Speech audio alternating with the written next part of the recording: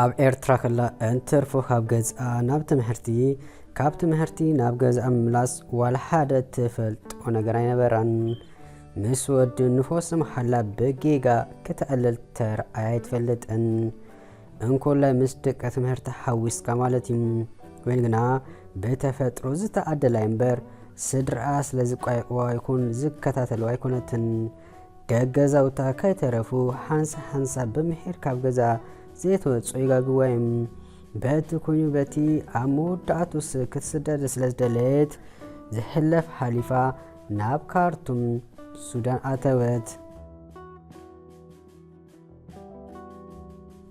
ናይ ዕድል ነገር ኮይኑ ግና እቶም ዝተቀበልዋ ሰባት ናይ ከይፋትን ናይ ሆሆይ ስለ ዝነበሩ ገና እግራ ካይረገፀ ኣብዘይ ሰፈራ ከም ዘላ ዝተረድአት። እንተኾነ ግና እዚ ናታ ስቕታስ ካብ ኣዋርሕ ዝሓልፍ ኣይነበረን። መጀመርታ እኳ ነቲ ኣብኣኦም ድዩ ኣበድበደ ኣብ ሞባይላ ፊልም እንዳረኣየት ፀማም እዝኒ እኳ ትሕቦ እንተነበረት ኮይኑ ግና ሰብ እንዳተኸየፈ ንስኻ ኣርኪብኪ ሞባይል ወዲ ሞባይል ንእበጃኺ ንሎም ኣንጥራሕ እንዳበሉ ቀስ ብቀስ ምስክኔት ጓል ናብ ዓለሞም የእትዎም።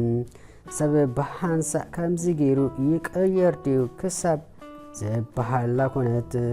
ቅድም ንዝፈልጣ ሰብ እዚኣስ ንሳኢሉ ክኣምን ምስ ተጸገመ ብፍላይ ወልፊ ሹሻ ከም ሕሱም ተሓንገጣ ምሽ ሹሻ ክትስህብ ኣብ ዓለም ሹሻ ከም ዘለዎ ዘይትፈልጥ ዝነበረት ጓል ካብቶም ቀንዲ ደጋፊት ኮይና ተሰርዐት። ኣጆኺ ሹሻ ወልፊ ኣያትሕዝኒ ዘይንኸፋት ኢና እምበር ንስሕቦ ዘለና ጽባሕ ንግሆ ክንገድፎ እንዲና እንዳበሉ ደፋፊኦም ብዘይብኡ ከምዘይ ትንቀሳቐስ ገበርዎም። ክትብል ጓል ጭራሽ ኣቢዳ ካመኖም ከይፈለጠ ጠነሰት። ኮይኑ ግና ዋላ ጠንስቲ ከላ ካብ መስሓብ ኣዴ ዋዕለትን ነዚ ዝረኣያ ሓደ ስለ ዘደንገጸቶ በጃኺ ናትክስ ዝደለየ ምኾነ ነዚ ኣብ ከብድኸ ዘሎ እንተበላካ ወይ ከም ጓል ክትሰምዖ ኣይከኣለትን። ኮይኑ ግና ክፉእ እንዳርኣየ ስቕ ክብል ስለ ዘይመረፀ ናብ ሓኪም ወሲዱ ሓፈሻዊ ሓበሬታ ብዛዕባ ሹሻ ከም ትወሃብ ገበረ።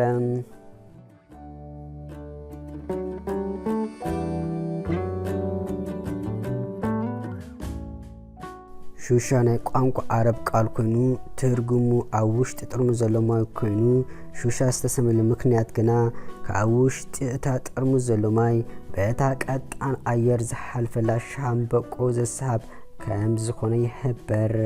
ወዲ ሰብ ንሹሻ ምስሓብ ካብ ዝጅምር ናይ ልዕሊ 300 ዓመት ታሪክ ኣለዎም። ሹሻ ኣብ 3 ፍሉጥ ዓይነታት ዝከፋፈል እኳ እንተኾነ ካብ ሃገር ናብ ሃገር ካብ ከባቢ ናብ ከባቢ ግና ዝፈላለ ምዃኑ ዝንገር። ቀዳማይ ዓይነት ሹሻ ሙዜል። እዚ ዓይነት ሹሻ ትሕዝትኡ 30 ሚእታዊት በትንባኾ ሰብኣ ድማ ምቁራት ብዝኾኑ ነገራት ከም በዓል ባናና ወይኒ ወይ ድማ ማንጎስ ዝስራሕ። እቲ ካልእ ዓይነት ሹሻ ድማ ቱምባ ወይ ድማ ኣጃሚ ሙሉ ብሙሉ ብጸሊም ትንባኮ ዝስራሕ። እቲ ሳልሳይ ጁርካ ብዝኾነ ዓይነት ፍረታት ጣዕሚ ክህልዎ ብዝኽእል ኣገባብ ዝዳለዩ ብደረጃ ዓለም ብብዝሒ ኣብ ኣገልግሎት ዝውዕል እቲ ኣብ ፈለማ ዝተጠቐሰ ኮይኑ ሙዜል ዝበሃል እዩ። ምስሓብ ሹሻ እንታይ ይስዓብን ይሕልዎም? ሓንሳብ ሹሻ ምስሓብ 24 ሽጋራ ከም ምስሓብ ዝቁፀር። ኣብ ልዕሊ ልብን ሳምብኡን ድማ ዓብይ ጉድኣት የውርድ። ናይ ሳምብኡን ናይ መግቢ መተሓላለፊ ቱቦታት ካንሰር ድማ የስዕብ።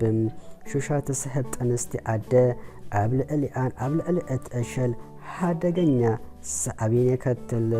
ሹሻ ኣብ ዝሰሓበሉ ግዜ ካንሰር ዘምፅኡ ኬሚካላት ብዝቀለለ ናብ ማሕፀን ስለ ዝኣቱ ጠንስቲ ካብ ምዃን ከም ዝኣግትን ጥንሲ ክኸይድ ደፋኤ ጌደ ይፃወት።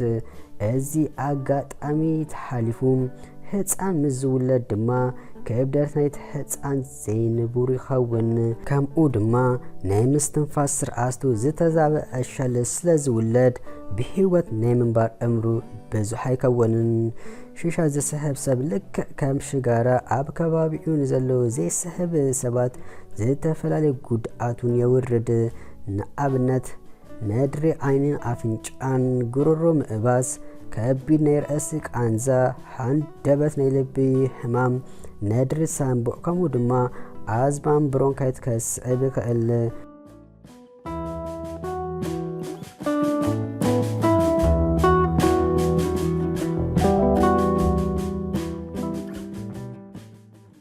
ጓል ነዚ ምስ ሰምዐት እቲ ኣብ ውሽጣ ዘሎ ብጣዕሚ ኣደንገፃ ብዘይወኣሉ ኣበሶ ይልከም ምህላዋ ተሓሰባ ነታ ሓደ ኢላ ምስሓብ ዝለመደትላ መዓልቲ ደጋጊማ ረገመት ኣብ ገዝኣ ተኣፀውን ኣምሪራ እንዳበኸይት ሓዘነት በቲ ሓደ ከዓ ኣርክ መዘነት ጸላይ ክበሃል ሓቂ ባበለት መን ምዃንካ ክነግረካ ምስ መን ከም ትኸይድ ንገረኒ ክበሃልባ ሓቂ እምበለት ንሳቶም እንተዘይልክምዶ ኣነ ኣብ ከምዚ መዋጥር መኣትኹም ወረ ናብተ ዝብፃሕ ከይበፃሕ ከማን ኣይመጣነስኩን ካብ መን ምጥናሲ ዘይፈለጥኩ ክንሰይ እሞ ከዓ ወልፍታት ተሓዊስዎ ነዚ ምስኪን እሸለ ክጎድኦ እንዳበለት ደጋጊማ ዝተማሰለት ኣብ መወዳእቱኡን ካብ ዝጉድእ ክወፅእ ኣለኒ ኢና ወሰነት ኮይኑ ግና ኣብ ዝኾነ ግዜ ንሕማቕ ነገር ከተኣትዎ ከለኻይ ቀሊል ተራ ነገር እምበር ክትወፆ ከቢድ ስለ ዝኾነ ካብቲ ኣዘቕቲ ምእላይ ኣጸገማ ሎሚ ኣንቲ ፈፂመ ኣይስሕብኒ ሜተ ገጹ ኣይርኒ ትብልሙም ኮይኑ ግና በቃ ኪድዮ እንዳበለ ውሽጣ ስለ ዝርበሻ ፈትያ ከይፈተወት ናብ ምንፋሕ ተኣቱ ኮይኑ ግና ድሌታ ምስ ረኸበት ብጣዕሚ ተሓረቐ ትበሳጮ ትጠዓስ ህይወት ኣዝያ ፈታኒት ኮነታ ኣብ ነፍሰ ሰከንድ ብዛዕባ ዘይኮነስ ብዛዕባ እቲ ኣብ ከብዳ ዘሎ ገና ነዚ ዓለም ዘይረኣየ ፍጡር እንዳሓሰበት ተሸገረት ካብ ኣብ ውሽጠይ ዝሳቐ ምእንቲ ርእሱን ኣብኡ ዘይፍለጥ ቆልዓ እንታይ ገበረ ካብ ዝልከም ከስቲ ደሞሞ ኣብ ዝብል ኣተሓሳባውን ክሳብ ትበፅሕ ኮነት የግዳስ ገባን ኮይኑ ስለ ዝተሰምዓ ወልፈይ ኣብ መግዳፍ ምቅላስ ይሕሸኒ ኢላ ቃልሳ ቀጸለት ኣብ ዝኾነ ሰዓት ግዜ ንዝኾነ ነገር ልቢ ሂብካ ተገዲስካ እንተደኣ ሰሪሕካሉ ክትዕወተሉ ግድን ስለ ዝኾነ ጓል ለዓለን ተሓተን ኢላ ምእንቲ እቲ ዕሸላ ክትብል ብዝገበረቱ ከቢድ ፃዕርስ ሙዳኣቱ ካብቲ ንጥዕናኻ ዝፈታተን ወልፊ ተገላገለት ኣብ መወዳእታውን ፈጣሪ ተሓዊስዎ ካብ ኩሉ ነፃ ዝኾነት ጥዑይ ቆልዓ ክትሓቆፍ በቕሐት ዝበዝሐ ሰብ ኣብ ሽሻ ዘለዎ ረድኢት ኣዝዩ ትሑት እዩ ሽጋራዶ ይጓዳእ ሽሻ ኢሉ ምዝሕተት ሽጋራ ክብል ኣይቀደምን እዩ ኮይኑ ግና ሹሻ ጥዑም እንዳመሰለ እንዳሰሓቐ ኣዘንጊኡ ኣብ ጥዕና ኣብስ ዓብን ዘምፅእ ተጓዳኣይ ነገር ምዃኑ ሰብ ተገንዚቡ ክትንቀቐሉ ዝግብኦ ኣገዳስን ሸለል ዘድልዮ ጉዳዩ